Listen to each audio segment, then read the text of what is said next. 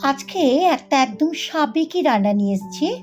এখন তো বাজারে পটল প্রচুর পরিমাণ পাওয়া যাচ্ছে, সেই দিয়ে তৈরি করেছি এই সাবেকি রান্নাটি। পটলের মরিচ ঝোল দুর্দান্ত খেতে, গরম গরম ভাত, রুটি, লুচি, পরোটার সঙ্গে দারুণ লাগবে। চলো দেখে নিই। পটলের মরিচ ঝোল 500 গ্রাম একদম তাজা কচি পটল নিয়েছি, দিয়ে হালকা হালকা করে এরকম মাঝখানে খোসা একটুখানি রেখে দিয়েছি, দিয়ে দুটো মুখের দিকটা আমি একটু চিড়ে নিয়েছি যাতে মশলাগুলো পটলের মধ্যে ঢোকে। পটলের পুরো খোসাটা ছাড়াতে হবে না, তাহলে কিন্তু একদম নরম হয়ে যাবে, তাই মাঝে মাঝে একটু খোসা রেখে দিতে হবে। সামান্য হাফ চামচ মতো আমি লবণ দিলাম যাতে পটলটা মাখানোর পর এই লবণটাকে একদম নরম হয়ে থাকে। দেখো, এই লবণটাকে আমি খুব ভালো করে হাত দিয়ে ডলে ডলে পটলের গায়ে মাখিয়ে দিচ্ছি। দুটো মিডিয়াম সাইজের আলুকে এরকম খোসা ছাড়িয়ে লম্বা লম্বা করে কেটে নিয়েছি। 1 কাপ মতো রুম টেম্পারেচারে থাকা দুধ নিয়ে আমি 1 চামচ মতো কর্নফ্লাওয়ার এর মধ্যে মিশিয়ে দিচ্ছি। তোমরা ময়দাও দিতে পারো, কোনো অসুবিধা নেই। এটা আমি তৈরি করে রেখে দিলাম।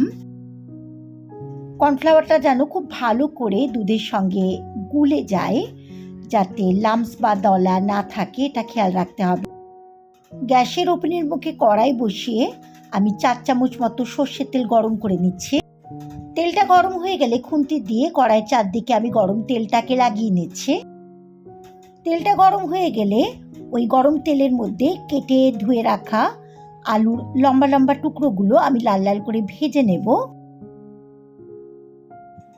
আলুগুলো ভাজার সময় আমি কোনো লবণ বা হলুদের প্রয়োগ করব না। এই পুরো রান্নাটাতে কিন্তু কোনো হলুদের প্রয়োগ হবে না। রান্নাটা দেখতে একদম সাদা মতো হবে।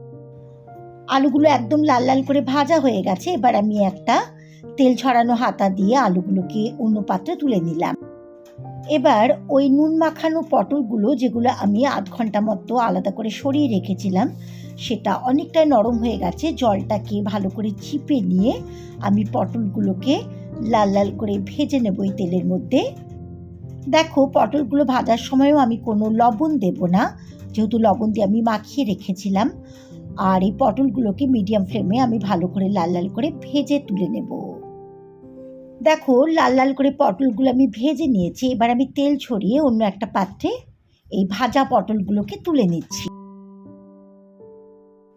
এবার ওই কড়াইয়ের যে আলু পটল ভাজা তেলগুলো, সর্ষের তেলগুলো, সেটা আমি আলাদা করে অন্য একটা পাত্রে তুলে নিলাম, যেটা আমি অন্য রান্নার মধ্যে ব্যবহার করব। এবার আমি 1 চামচ গাওয়া ঘি দিয়ে দিলাম এই কড়াইয়ের মধ্যে। পুরো রান্নাটা তোমরা ঘিয়ে করতে পারো, কোনো অসুবিধা নেই। ঘিটা গরম হলে আমি একটা দারচিনি, 2টো লবঙ্গ আর 2টো ছোট এলাচ দিয়ে দিলাম। লো ফ্লেমে ফোড়নটাকে একটু নাড়াচাড়া করে নিলাম। ফোড়ন দেখে সুগন্ধ বেরোলে গ্যাসের ফ্লেমটাকে লোয়ে রেখে আমি 20টা মতো কালো গোলমরিচকে হামাল দিস্তাতে গুঁড়ো করে নিয়েছি, সেটা দিয়ে দিলাম এই ফোড়নের মধ্যে। ঘি আর এই যে গোলমরিচের গুঁড়োর গন্ধটা দুর্দান্ত উঠেছে। একটু নাড়াচাড়া করার পর আমি 1 চামচ আদাকে গ্রেট করে নিয়েছিলাম, সেটা দিয়ে দিলাম। আদাটাকে একটু লো ফ্লেমে নাড়াচাড়া করে নেব। খেয়াল রাখতে হবে যে আদাটা যেন পুড়ে না যায়। আর গোলমরিচ কিন্তু কেনা গোলমরিচের গুঁড়ো দিলে রান্নাটার টেস্ট হবে না, এরকমভাবে হামাল দিস্তার মধ্যে গুঁড়ো করে নিলেই ভালো লাগবে। আমি মোটামুটি হাফ কাপ মতো একটু জল দিয়ে দিলাম এর মধ্যে। জলটাকে আমি একটু নাড়াচাড়া করে নিচ্ছি। ঝোল বা জলটা ভালো করে ফুটতে শুরু করে দিয়েছি। এবার আমি ভেজে রাখা আলুগুলোকে দিয়ে দিচ্ছি এই ঝোলের মধ্যে। এবার 1 মিনিট মতো আমি একটু নাড়াচাড়া করে নিচ্ছি ভাজা আলুগুলোকে এই ঝোলের মশলার মধ্যে। গ্যাসের ফ্লেমটাকে লোয়ে রেখে আমি 2 মিনিটের জন্য ঢাকনা দিয়ে দিলাম, যাতে আলুটা একটু নরম হয়ে যায়। ঠিক 2 মিনিট বাদে আমি ঢাকনাটা খুলে দিচ্ছি। দেখো, আলুগুলো কিন্তু অনেকটা নরম হয়ে গেছে। এবার আমি একটু নাড়াচাড়া করে নিচ্ছি মশলার মধ্যে এই আলুটা। এই রান্নাটা কিন্তু একদমই কম মশলা লাগে এই রান্নাটা তৈরি করতে, আর ভীষণই স্বাদের আর স্বাস্থ্যের জন্য খুব উপকারী হয়। এবার আমি ভাজা পটলগুলোকে আলুর সঙ্গে দিয়ে দিচ্ছি।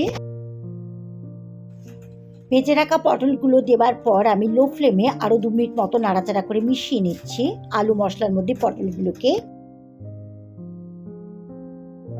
1 চা চামচ মতো আমি লবণ দিয়ে দিলাম এর মধ্যে। লবণটাকে ভালো করে মিশিয়ে দিচ্ছি। 1/2 চামচ মতো চিনি দিলাম। এই রান্নাটাতে কিন্তু একটু মিষ্টি মিষ্টি ভালো লাগে। চিনিটাকে ভালো করে মিশিয়ে দিচ্ছি। একটা মিডিয়াম গ্লাসের সমান আমি গরম জল দিয়ে দিলাম রান্নাটার মধ্যে। আর এই সময় গ্যাসের ফ্লেমটাকে আমি মিডিয়ামে করে দিলাম। জলটাকে আমি মিশিয়ে দিচ্ছি রান্নার মধ্যে। গ্যাসের ফ্লেমটাকে মিডিয়াম টু লোয়ে রেখে আমি 5 মিনিটের জন্য ঢাকা দিয়ে দিলাম, যাতে আলু আর পটলগুলো ভালো করে সেদ্ধ হয়। 5 মিনিট বাদে আমি ঢাকনাটা খুলে দিলাম। দেখো, ঝোলটা অনেকটাই শুকিয়ে এসছে, আলু পটলও ভালো করে সেদ্ধ হয়ে গেছে। এবার আমি দুধে গুলে রাখা ওই কর্নফ্লাওয়ারটাকে ভালো করে একটু চামচ দিয়ে নাড়িয়ে নিচ্ছি বা গুলিয়ে নিচ্ছি, যাতে নিচের দিকটা কর্নফ্লাওয়ারটা চাপ না হয়ে যায়।